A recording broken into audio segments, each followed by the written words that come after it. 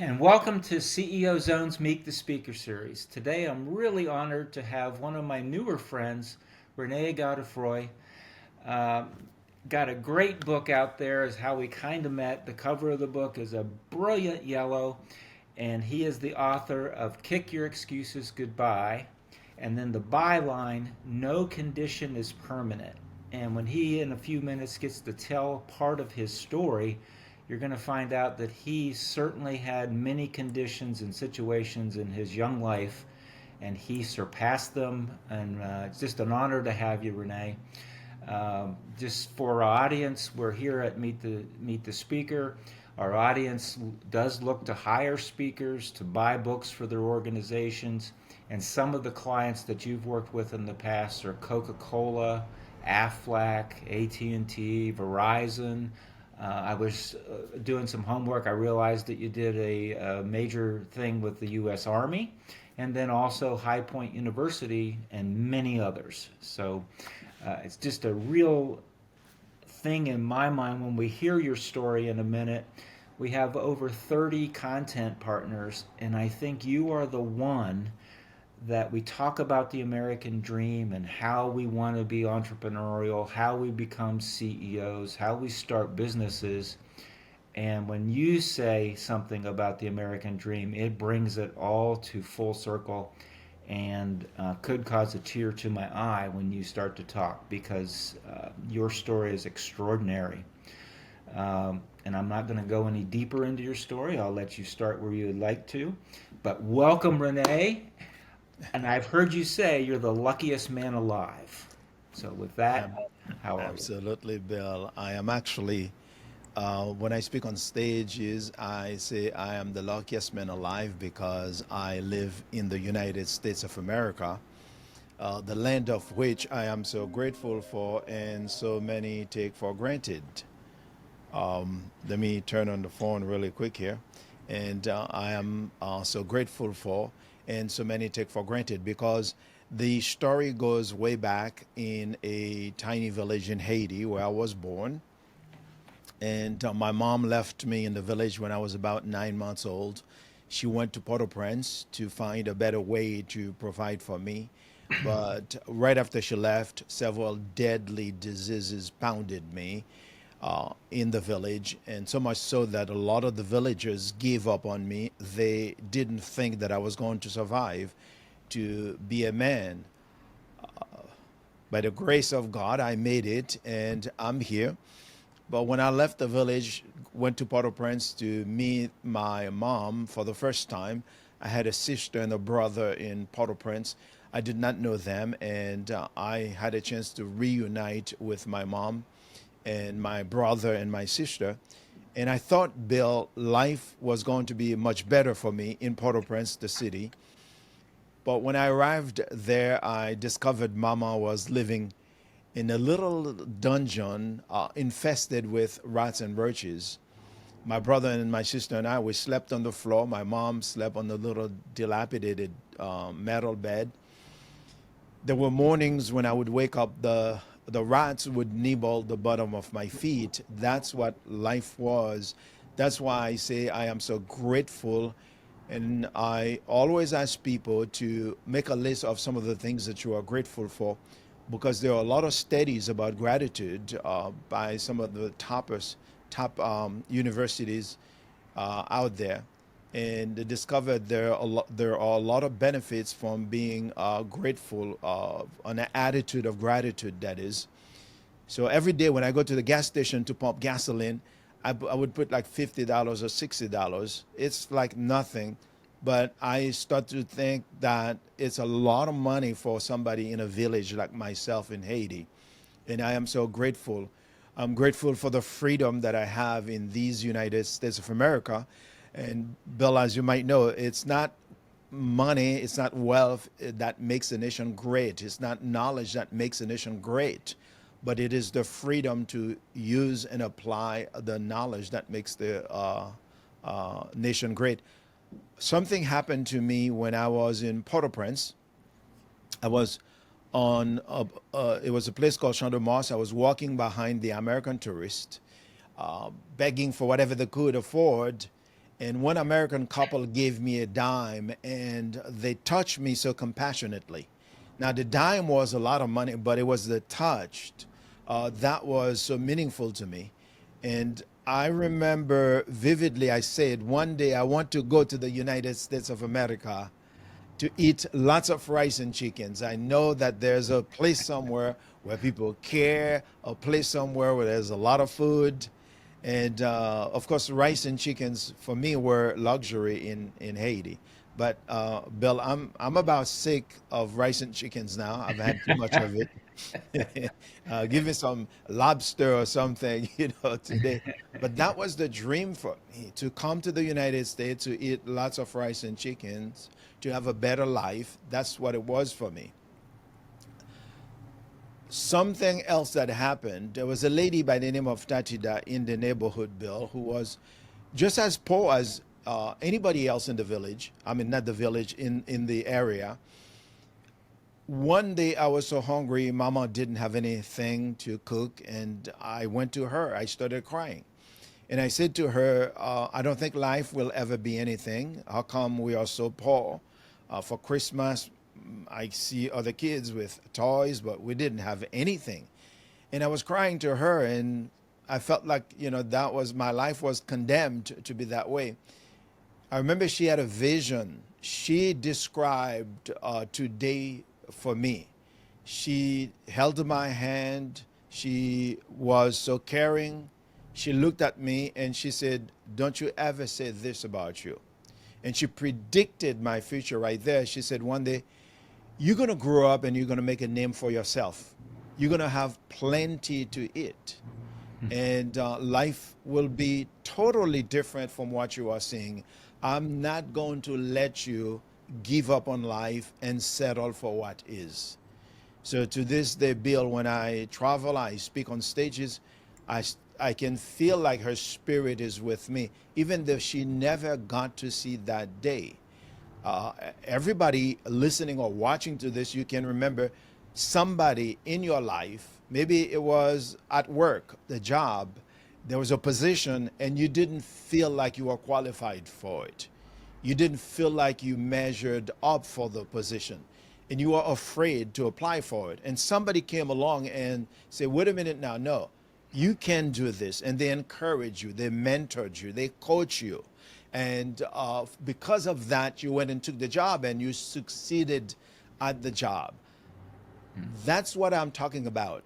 Sometimes we have to be that person in other people's lives. For our co-workers, we have to step up and look and find the best in them and magnify it and make them feel good about themselves, sort of like mentor them, encourage them, give them a little bit of inspiration. Uh, that's what Tatida was for me. And I always challenge my audiences to adopt the spirit of Tatida. So that was it for me in Port-au-Prince. Those two events drastically changed my the way I looked at life. I think it was somebody said the way you look at anything changes the very thing that you are looking at. Max Planck, who said that. And so when you begin to look at your situation with a different attitude, suddenly the same situation that you would look at as a misery, as a disadvantage, can become an advantage for you in life. There's a story, Bill, about a company, a shoe company, who they wanted to expand their territory. So they sent two salespeople to a place in Africa because they wanted to go global. And so when they got there, the first salesperson called the company immediately because nobody had shoes on. Everybody was walking barefooted, no shoes. And he said, "Send me a ticket immediately. I want to come back. There are no opportunities here. Nobody is wearing shoes, so it's a waste of time." That's a telegraph that is telegraph that is sent to the company. Back then, they didn't have telephones and stuff. But the other one immediately sent one. He said, "Make sure you hire more people. Crank the factory, start making a lot of shoes because nobody is wearing shoes. We're going to sell a lot of shoes. See, the way you look at anything changes the very thing you are looking at. The way you are looking at this change that is happening in the workplace will determine whether you thrive or whether you fold. That's what it was for me. Tatida gave me a vision, a new vision, right? And Right. suddenly I began to see beyond my current situation because where we are is not who we are.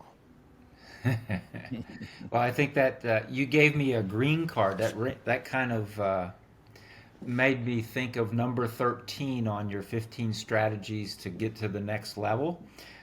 Rehearse your future, not your past. Uh, so thank you for that. That was a great story. Um, Let me say something really quick about this, yeah, Bill. sure. Please do. Rehearse your future, not your past. Yes. What we do, for the most part, is a natural tendency. We dwell on what's wrong, or we dwell on the failures of the past, the mistakes of the past so much. And when we are doing that, what we are actually doing, we are creating more of what we don't want. It's a form of prayer. Every time we send a thought out, the thought will never come back void to us. It will go to accomplish that which we send it to accomplish, whether it is consciously or unconsciously. So when we keep thinking about our miseries, why things are not working, so we can, in the middle of this stressful change that is going on, we can look beyond that and rehearse the future. What is going to be? Because the future is going to be what we are thinking today. So I can predict anybody's future by just asking you, what are you thinking about today? What have you been thinking about? So that's what's going to be your future because you are literally creating your future. It is said that the words that we use are the blocks that we use to build the house we are going to live in the future. So that's why, yeah, I always encourage my audience members to rehearse the future, not the past. I recall that and I kept that. Number 13 was an easy number for me to remember. And that is something that when you gave me what you called the real green card, uh, number 13 struck me right then and there. One of my mentors was Charlie Tremendous Jones. And on the back cover of your book, he made a statement that Rene's story is for all ages and it's an encyclopedia success. Knowing Charlie Jones as the founder, publisher of Executive Books, he talked to thousands of authors, not just hundreds. He read thousands of stories. For him to say that you touched his heart and your story should touch our heart by reading the book, which it did for me. How did Charlie Jones come into your life, or how did he get a hold of your book? How did that happen? I met Charlie, what an incredible human being, a mentor, a great, great man. He's missed a lot. I think about him all the time. And you are right, he used to move a lot of books. I met him through the National Speakers Association. Uh, he gave me a big hug and he kissed me. He said, "Well, man, you don't get enough attention in life. You know, you just need to be soft. You're just too tough sometimes to be a man." And then I did a program for him at the Napoleon Hill, not for him, with him, because Judy Williamson, who invited me to do a keynote at the Napoleon Hill Foundation, and Charlie was one of the presenters. And then so we bonded there at the Napoleon Hill Center. And then so we became friends, and you know I would talk to him, and I was in the process of writing the book. That's why he gave me the endorsement. But he was an encourager to the highest limit, the highest level, so to speak. I mean, you know Charlie well, right? Yes, I And did.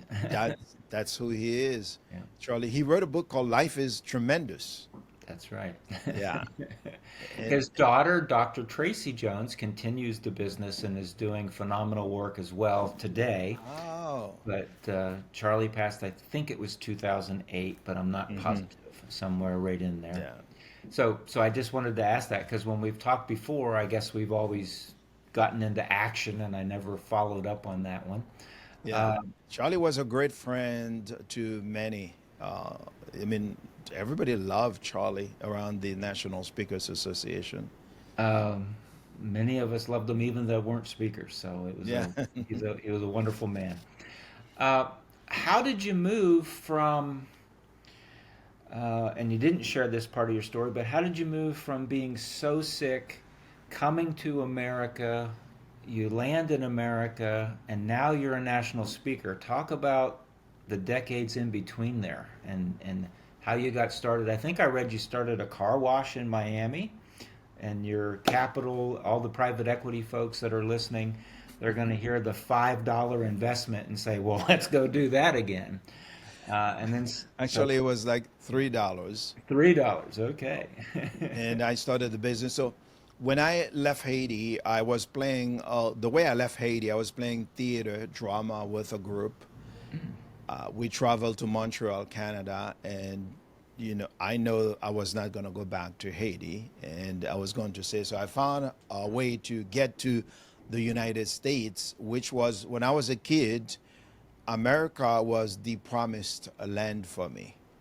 And as I said, I'm very grateful to this country. Like they say, everything, I guess Abraham Lincoln said, everything that I am, everything that I'll ever be, I owe it to my sweet angel mother. I say the same thing for my mother, but I say the same thing also for the United States. So everything that I am, everything that I ever hope to be, Americans just like yourselves gave me an opportunity just to be on a stage, to speak in front of their audiences. That's something I don't take for granted. That's something I don't take lightly. When I came to the United States, I was in Miami. I didn't speak any English. Quite frankly, I am still learning English. I'm still struggling with it. But I didn't speak any at all back then. I couldn't find a job because I didn't have any experience. Wherever I went to McDonald's to look for a job, just to be a janitor, to pick up trash in the parking lot. I didn't get the job, the manager said, because I didn't speak English. Now, go figure, Bill. I was thinking, how do the trash cans in America, how would they know that I don't speak English? I mean, do they speak English? That's what I was going to interact with. So I decided that I was going to create my own opportunity. Most people, what they do, they complain, they moan, they groan, and they make excuses. More importantly, they blame other people. They blame circumstances. I could have done that when I couldn't get a job. I was broke. I couldn't speak English. But I decided, like, wait a minute now. I saw proof that the American dream, I heard about it, was real in the United States. And I said, well, I have a chance because I saw people from all walks of life. And they started from humble beginnings, just like I did. And now they are living the dream. And I said, well, it's possible for me too. And so I had $3. I decided, and on the way from the McDonald's, when I went to look for the job, I saw a parking lot at a bank, a parking lot. And I saw a lot of people coming in and out of the bank. And I thought to myself, those are business people. They are busy. They don't have time to wash their cars. I said, what if I go to the parking lot and start asking them to wash their cars? The $3 I went to a Goodwill. I bought some used towels for like 50, 25 cents, 50 cents, 25 cents or so. And I bought me a bottle of dishwashing soap at the dollar store. And I bought me a bucket at the Goodwill. And I went to the parking lot and I started knocking on doors. I started asking people, can I wash car, wash? I was speaking mostly sign language. There were so many rejections. So many people said no, no, no, no, no. But I didn't hear the no's because I was waiting for somebody to say yes. Eventually, somebody said yes, a guy he was driving a green Saab. I still remember it. And he said yes, a very young man. And I watched the car. I did a spectacular job. And I tell people all the time, whenever you are delivering your services or your products, you are actually auditioning for the next gig, for the next thing. Because in the process of how you're going to service them, how you are going to deliver them, that's how they're going to go tell other people about you. So I had that concept. And I said to myself, if I did an amazing job with this car, that is going to be the beginning of something big for me. And I did just that. I took my time. When the guy saw the car, it's almost like he didn't recognize the car. And he was so happy. And Bill, it turned out that he was the nephew of the president of the bank. Ah. I didn't know, right? Uh, Woody Allen said 99% of success is showing up. I didn't know, but I showed up. I was there knocking on doors. He started telling all the people at the bank, and my business started. I started washing cars. I was making $5 a car. I felt like rich. I would catch the boss with my bucket, and every morning I'd go and, I'd come back home. I'd make like $25, $30, $35. I'm like, what a country. So beautiful. And so, because I was using too much water in the parking lot, at some point the maintenance manager decided to fire me, and he let me go. And I didn't get bitter. I decided I was going to get better. Okay. I decided that because no matter what it is, no matter what we complain about, we are still living in the United States of America. That's what most people don't understand. And I believe, Bill, is because most people have never been tested enough in life to build enough resilience to stay with it until it works, because it will work if we stay with it. And so what I did, I started writing 3 words in my hands every single day. And I would memorize my words, and I bought children's books. And because of the pictures and the words, so I wanted to learn the words, and I started improving my English. And I said, you know what? This is one window that is closed. There are so many windows, there are so many doors in the United States to knock on, and I'm going to keep going. And I kept going, and I began to develop myself, personal development. So in leadership, I talk a lot about this, Bill.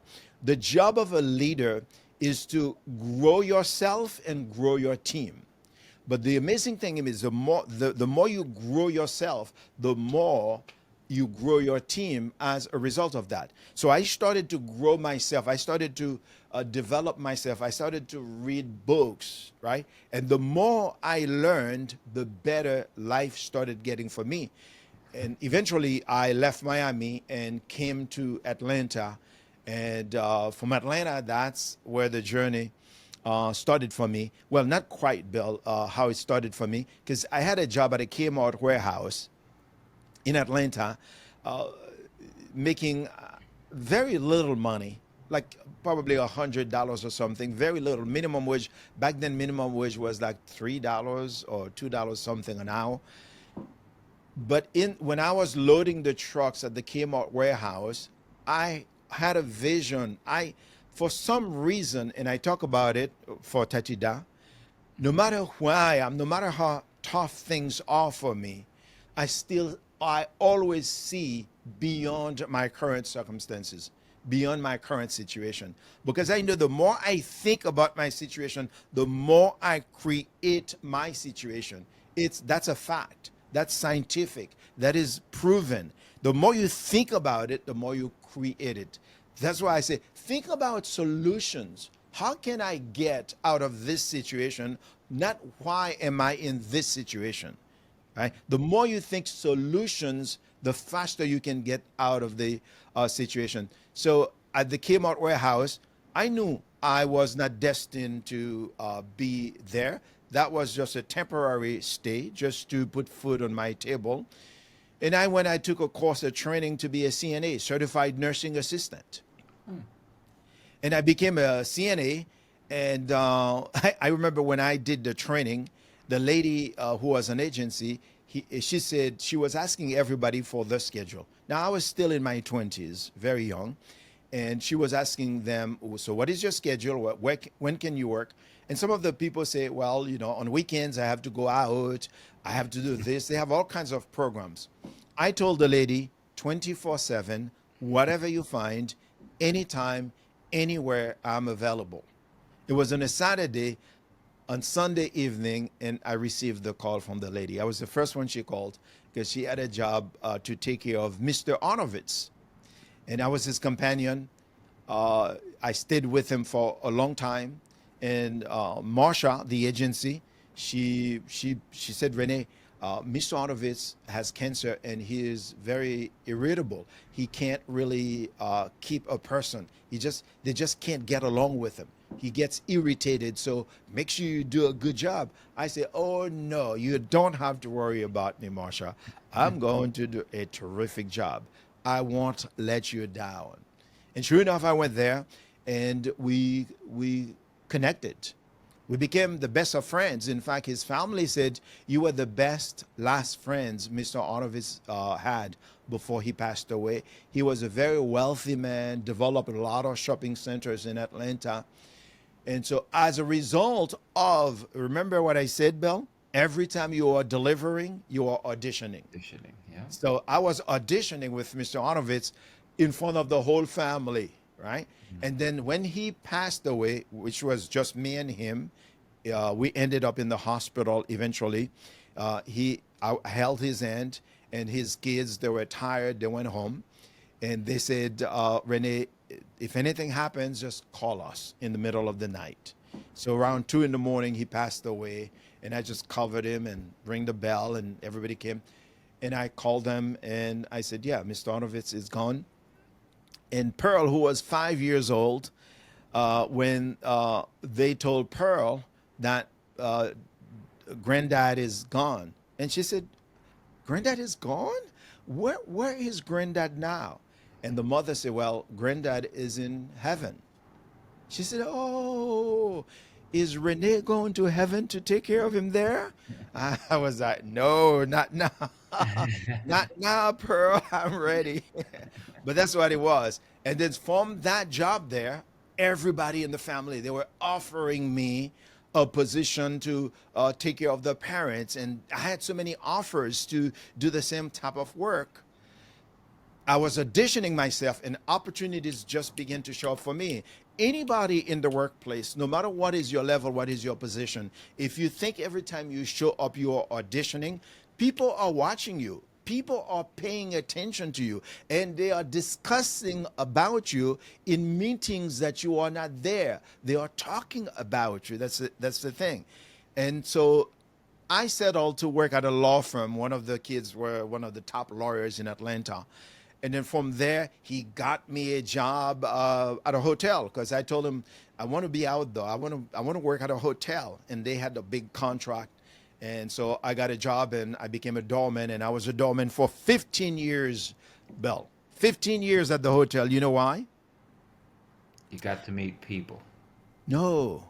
No. The food was free in the cafeteria. All the rice and chickens that I could, I mean, they were all free. I was like, free? I'm going to keep this job for the rest of my life.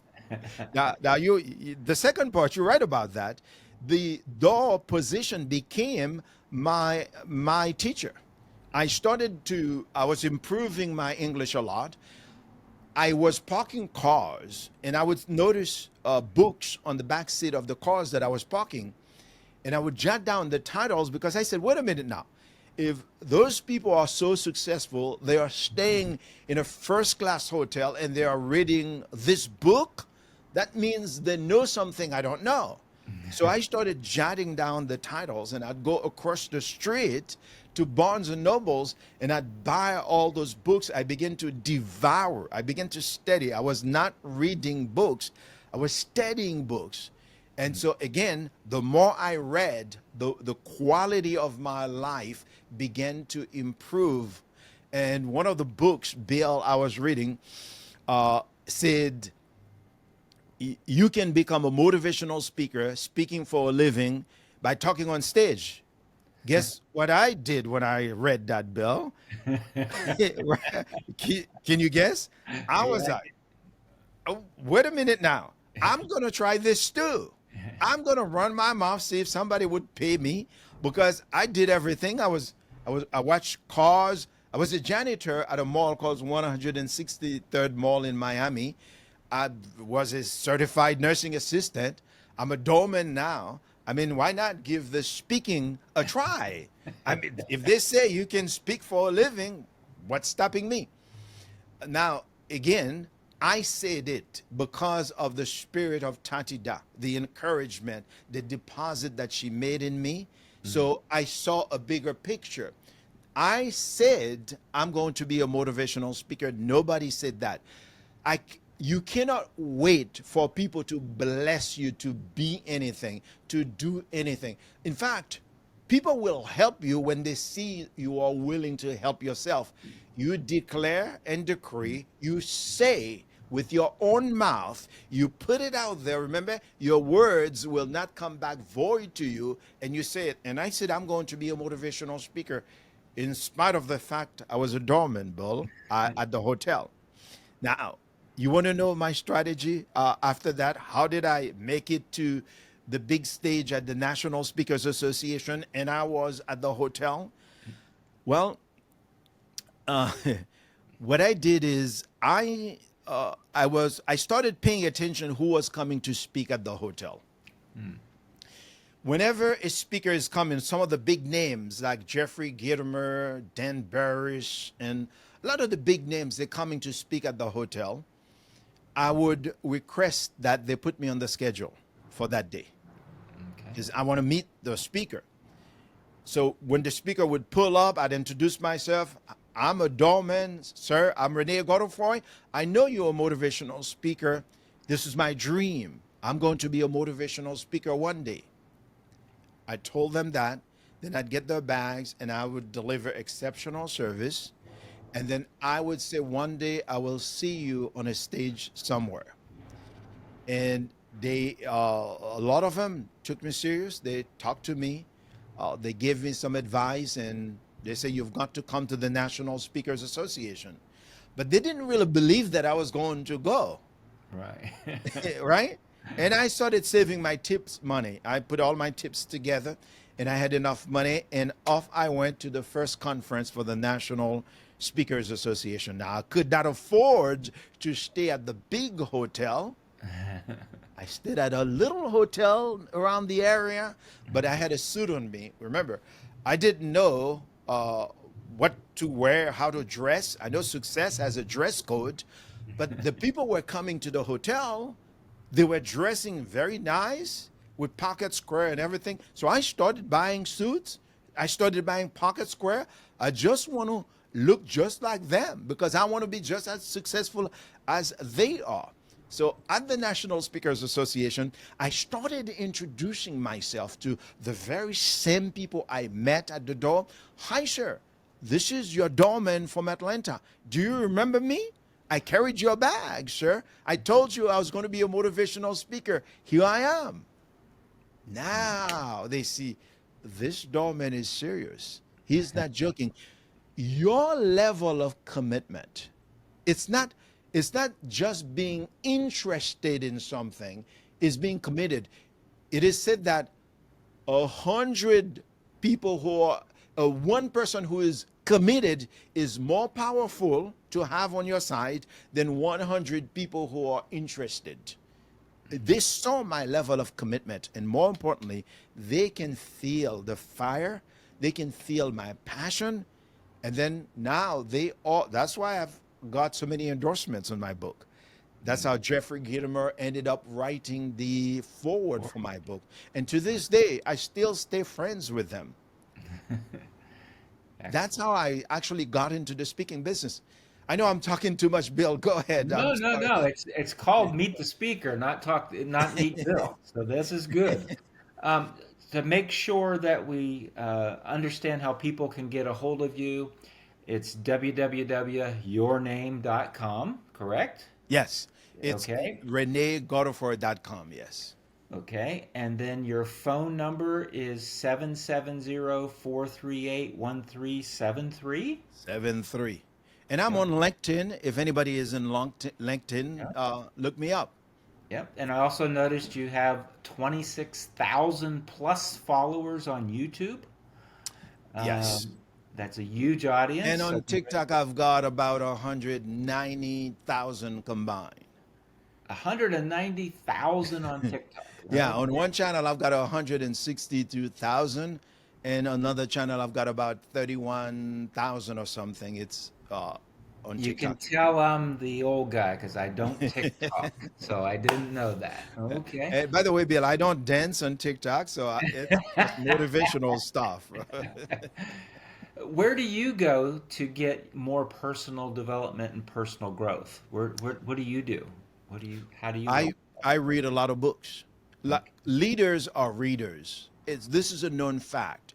If you are a leader, you should be reading every book there is on leadership.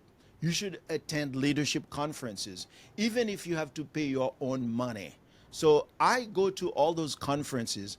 I read books. I take courses. There's a place called like LinkedIn Learning, right? On LinkedIn Learning, it's like $29 a month. You can learn anything that you want to learn. And of course, today with ChatGPT and AI, you can learn whatever you want to learn. But reading books is something that I don't compromise. I've got to read my books. I've got to read something positive. There are three things I do every single day religiously. The first one is meditation. It's a full hour that I give to myself. I have to connect with myself intentionally. I have to create my day. The second one is exercise. I have to have some form of exercise. And the third one, I have to read something positive. And on the green card that you have, Bill, on Yeah. the other side, you have the Optimist Creed, isn't it? Promise Yep. yourself to be so strong that Yep. nothing can disturb your peace of mind. So when I speak, everybody in my audiences, they get a green card to take home with them. So that's reading books. I mean, don't tell me you are in a field and you can't tell me the last 10 books you have read about your specific field. That's a mistake. Excellent advice. Thank you so much for your time. I know that CEOs and business owners really, if they tuned in and paid attention, which you did hold my attention the whole time, uh, would learn life lessons that would truly change their attitude and some of their daily behaviors, is kind of how you finish that up with. So thank you so much. And please reach out to Rene if you're looking for a keynote speaker. Thank you, Rene. Thank you, Bill. It was a pleasure.